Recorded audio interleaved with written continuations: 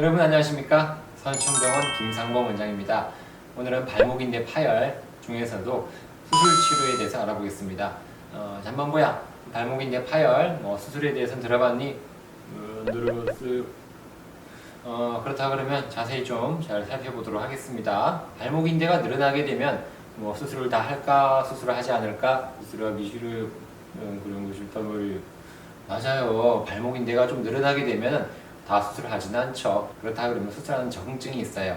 우리가 기계적 이완성이라고 그래요. 기계적, 기능적 이완성, 불안정성 이야기하는데, 기계적 이완성이란 말은 우리가 스트레스 검사에서 비정상적인 움직임을 보이는 거예요. 혹시나 기계적 이완증, 기능적 통증에 대해서 궁금하신 분들은 요 상단에 있는, 우측 상단에 있는 요거 하얀색을 좀 클릭을 해서 보세요. 이전 영상이 나와 있거든요. 엑스레이 검사 등등, 스트레스 검사 등등이 나와 있으니까 요거 한번 보시고 보면은 많은 도움이 되겠습니다.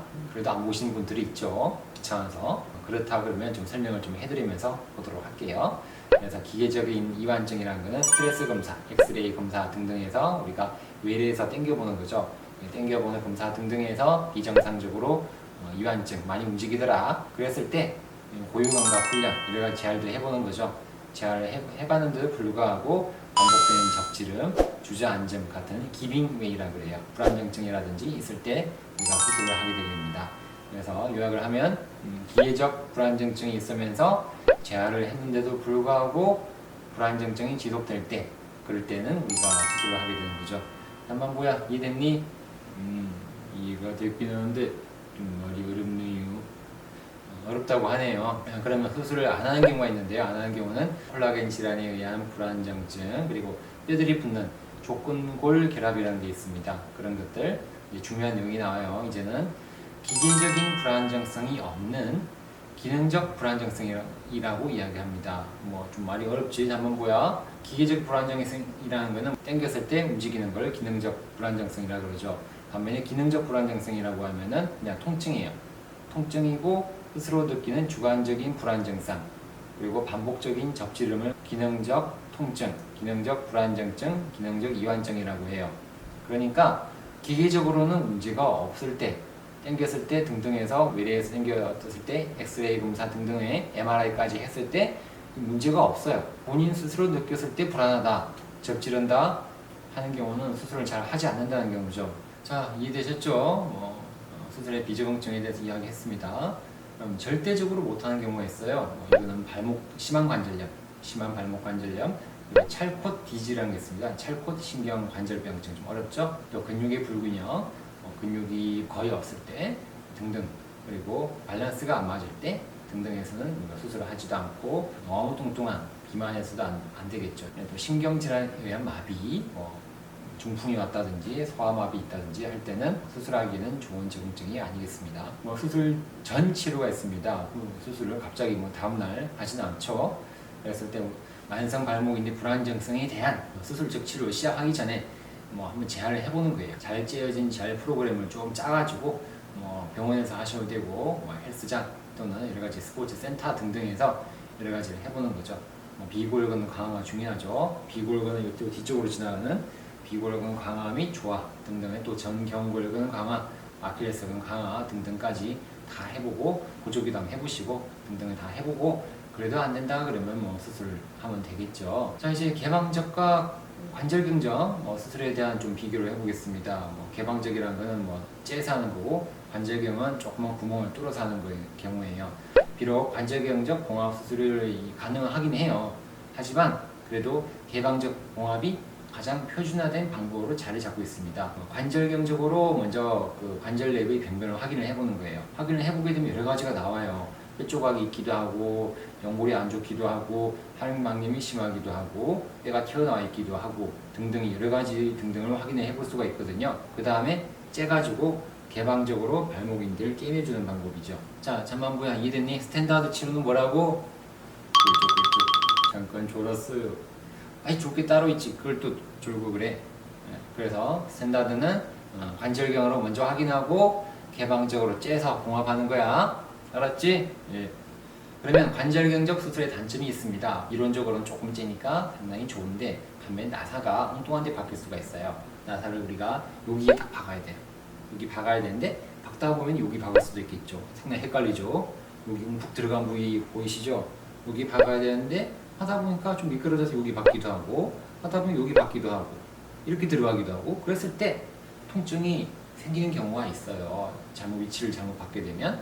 그랬을 때는 일정 비율로 조금씩 통증이 생겨요. 안에선 통증인데 그랬을 때는 참 치료가 잘 안 돼요. 그럼 단점이 있죠. 개방적으로 하면은 뭐 그런 일이 생길 수가 없어요. 다 째서 보고 봉합을 하고 나사못도 받기 때문에 뭐 그런 일은 안 생기는데 관절 경직을 하게 되면 꼭 일정 비율의 퍼센테이지로 이런 일이 생기니까 내가 그런 일이 생기면 안 되겠죠.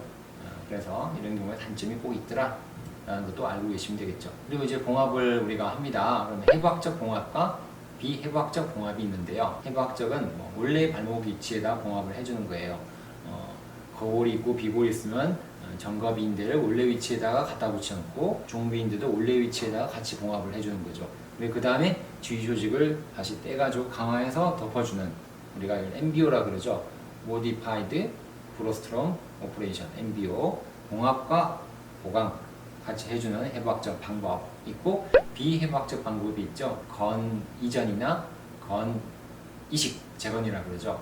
이런 것들을 해주는 방법인데 전방 십자인대 재건하듯이 인대를 재건해 주는 거죠. 비해부학적 방법은 뭐 여러 가지가 있습니다. 에반스 술식이 있고 왓슨 존슨 술식, 크리스만 순육 방식 등등 여러 가지가 있었고 예전에 많이 했는데요. 최근엔 잘 안 하고 있습니다. 그건 비해부학적 방법엔 단점이 있기 때문인데요. 단점은 비골근과 같이 뒤로 지나가는 비골근과 같이 정상적으로 잘 작동하고 있는 해부학적 구조물들이 희생이 돼야 돼요.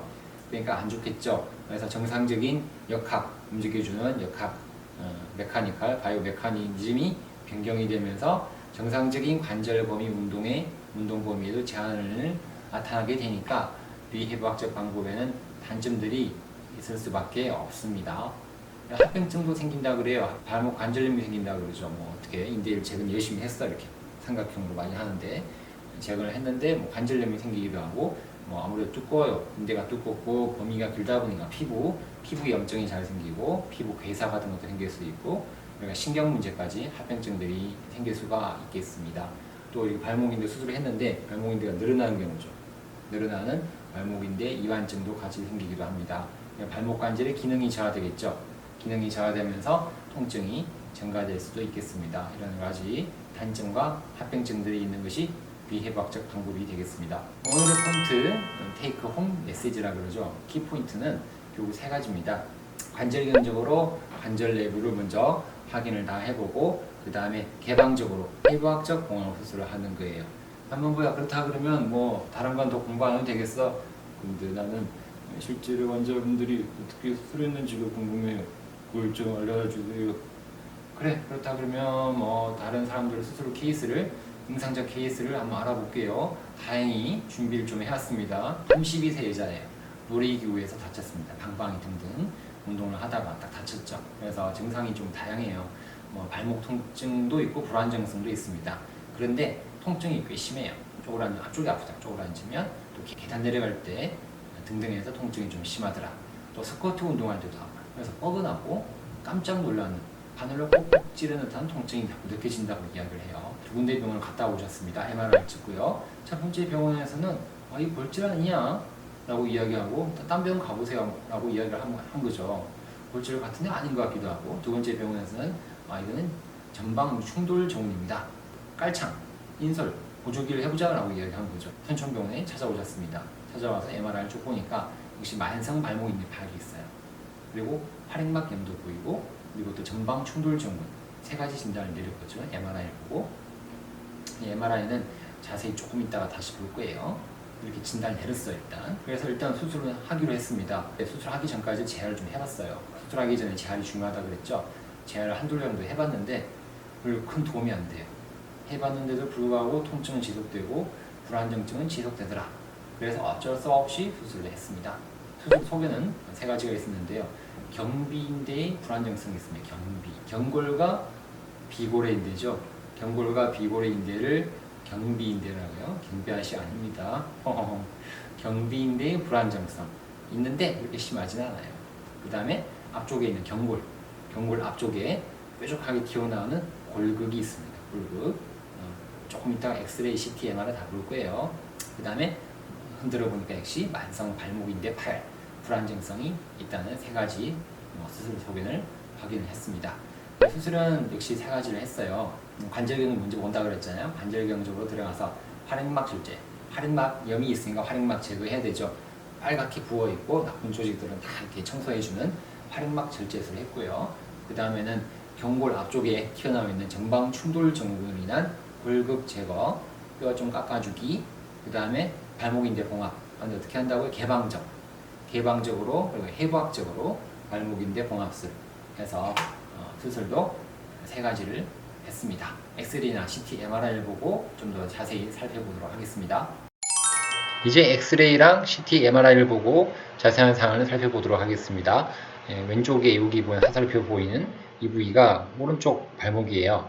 약간 흐리긴 하지만 뭐가 보이죠? 뾰족하게 튀어나와 있는 골격이 보이고요. 왼쪽에는 몽골하게 정상적인 부위가 보이고 있죠. 골격이 보이는데 잘 보이지 않으면 CT 보겠습니다. CT를 보면 여기 앞에 튀어나온 거 보이죠? 툭 튀어나와 있는 이 녀석 골격이 되겠습니다. 골격. 뼈가 자라난 거죠. 뼈가 못 자라났다. 자꾸 부딪히니까 뼈가 더 생긴 거죠. 옆에서 돌아가서 보니까 잘 보이는데 이 모양 잘 기억하시고 관절경 들어가서 보면 이렇게 비슷하게 보여요. CT 보니까 역시 뾰족해요. 2차원 CT죠. 3차원도 보고 2차원도 보고 확인해 보니까 이렇게 뾰족한 골격이 보이고 있습니다. MRI를 찍어서 확인을 해봐야 되겠죠. MRI 전체 영상을 쭉 볼게요. 발목인대가 있긴 있는데 다 늘어나가지고 기능이 없는 만성적인 발목인대 파열이죠. 이런 경우는 인대가 있긴 있어도 그냥 늘어나 있는 그냥 파이브러스 티슈, 그냥 섬유성 조직이라 그러죠. 늘어나면 늘어나고 아무런 기능이 없는 조직이 되겠습니다. 무릎으로 치면 전방 십자인대가 모양만 있고 전방 당기는 걸 못 잡아주는 경우가 되겠죠. 자, 여기는 이제 경비인대예요. 경비하신 인대가 아니라 경골, 비골 사이에 있는 인대, 여기가 약간 늘어나는 경비인대 불안정성이 역시 보이고 있네요. 수술 전에 MRI는 잘 보이지 않았는데 실제로 우리가 수술방 들어가서 확인해 보니까 정확히 확인이 된 경우가 되겠습니다. 옆에서도 다 확인해 봐요. 여러 가지 비골근은 괜찮은지, 앞에 뼈 조각 얼마 튀어나와 있는지, 골격이 튀어나와 있는지, 골격 보이죠? 여기 튀어나와 있는 것을 우리 MRI를 통해서도 다 확인을 해보면 좋겠습니다. 관절경 수술로 들어가서 확인을 해보는데요. 활액막도 보이고 튀어나온 골격이 보이죠? 아까 전에 봤었던 3차원 CT 모양이랑 비슷하죠? 볼록볼록하게 생겼죠? 활액막 보이고요. 활액막 염증, 이런 활액막 염증이에요. 빨간 거. 이런 것도 다 제거를 해줘야 되고, 일단 골격을 좀 깎아줘야 됩니다. 깎는 기계를 이용해서 앞에를 다 깎아준 거죠.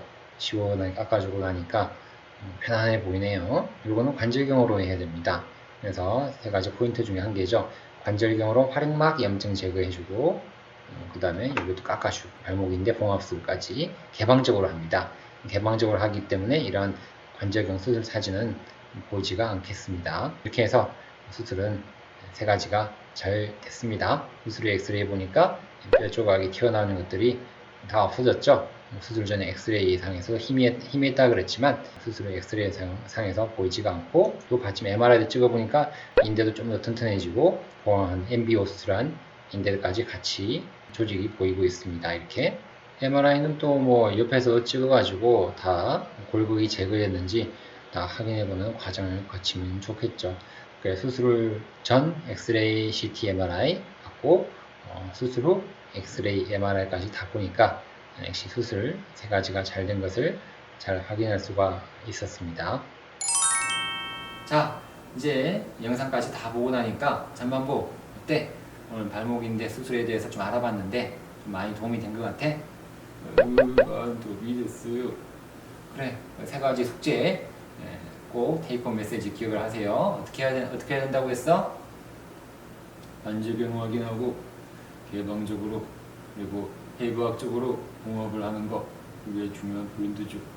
맞아요. 우리가 잠만보가 꽤 똑똑한 친구죠. 몇 번을 계속 주입을 했더니 꽤 잘 기억을 하고 있습니다. 그래서 여러분들도 수술할 때 관절경을 꼭 고집하지 마세요.